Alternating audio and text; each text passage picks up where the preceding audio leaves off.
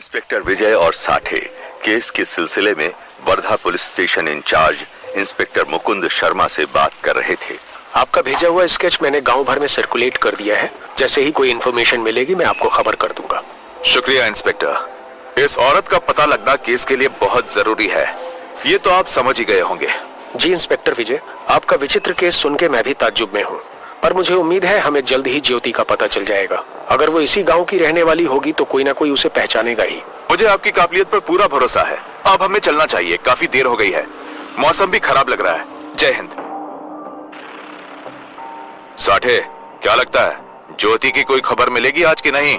क्या पता साहब, सच बताओ तो मुझे इस बात की ज्यादा खुशी है कि आखिर विनोद के कातिल पकड़े गए। अब उसकी आत्मा को शांति तो मिलेगी।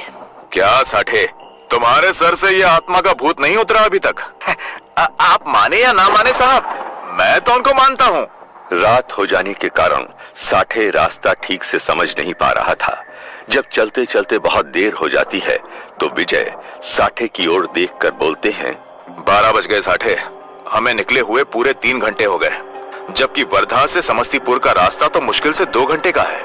ऊपर से ये मौसम कुछ ढंग से दिख भी नहीं रहा। रह रहकर तूफान बिजली पानी की आशंका को तेज कर रहा है। कुछ घंटे चलने के बाद भी सुनसान सड़क पर कोई नजर नहीं आ रहा था। अब जीप जैसे दिशाहीन बस आगे बढ़ती जा रही थी। आज जैसे वो रास्ता अंतहीन और रहस्यमयी होता जा रहा था। बहुत देर हो गई हमें चलते हुए, अब तक तो नाका आ जाना चाहिए था। साठे, मुझे लगता है तुमने गाड़ी गलत रास्ते पे ले ली है। हाँ साहब, मुझे भी लगता है अंधेरे में ध्यान नहीं रहा। दोनों बातें कर ही रहे थे कि अचानक उनकी जीप धक्का खाके रुक जाती है। क्या हुआ साठे? पता नहीं सर, ऐसे तो कभी ये बंद नहीं होती। लगता है कुछ खराबी आ गई है। ओफो, एक तो ये आधी रात का वक्त, ऊपर से ये बारिश। इस सुनसान सड़क पे तो कोई मदद भी नहीं मिलेगी।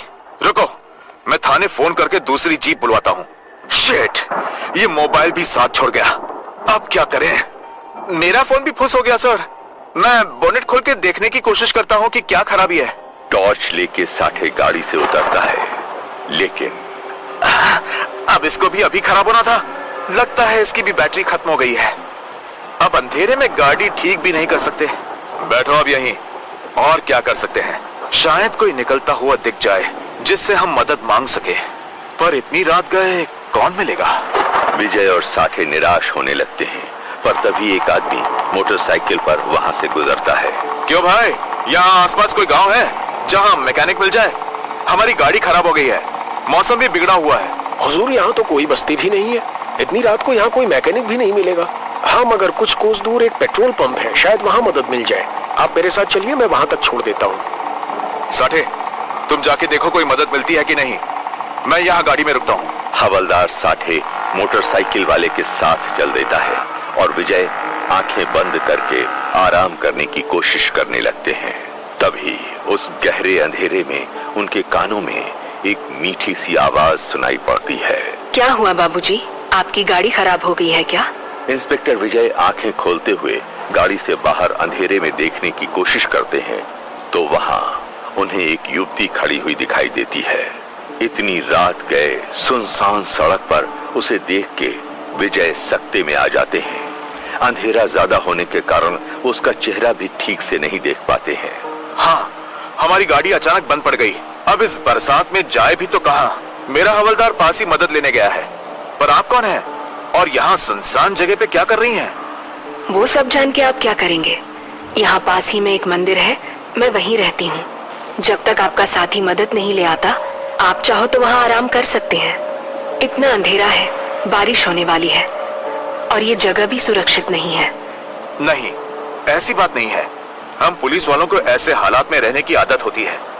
आप चिंता ना करें, मैं ठीक हूँ। अरे बाबूजी, वो पेट्रोल पंप यहाँ से काफी दूर है। आपके साथी को आने में काफी वक्त लग सकता है। आप कब तक यहाँ इंतजार करते रहेंगे? संकोच मत कीजिए, वो मंदिर पास में ही है। इंस्पेक्टर विजय उसकी बातों को टाल न सके। वो युवती जितनी रहस्यमयी थी, उसकी आवाज उतनी ही ज्यादा मधुर थी। उसके शब्दों के जादू से विवश होकर इंस्पेक्टर विजय उसके साथ चलने के लिए तैयार हो जाते हैं। यहाँ दूर दूर कोई बस्ती नहीं, एक औरत होकर आप यहाँ अकेले रहती हैं? आपको डर नहीं लगता? डर तो इंसानों से लगता है साहब, यहाँ किस बात का डर?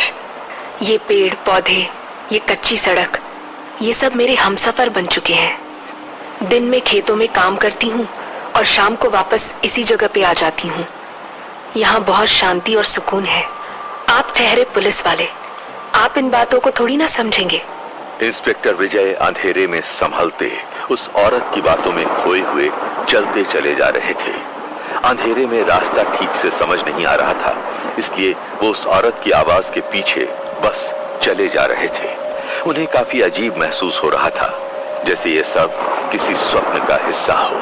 तभी कड़कती बिजली की रोशनी में एक मंदिर नुमा आकृति दिखाई पड़ती है। वो रहा साहब मेरा आशियाना, मेरा मंदिर। बस ये और मैं यहाँ सुनसान में पड़े रहते हैं। आखिर कौन थी ये औरत? क्या इंस्पेक्टर विजय किसी मुसीबत में पड़ने वाले थे? कहानी जारी रहेगी।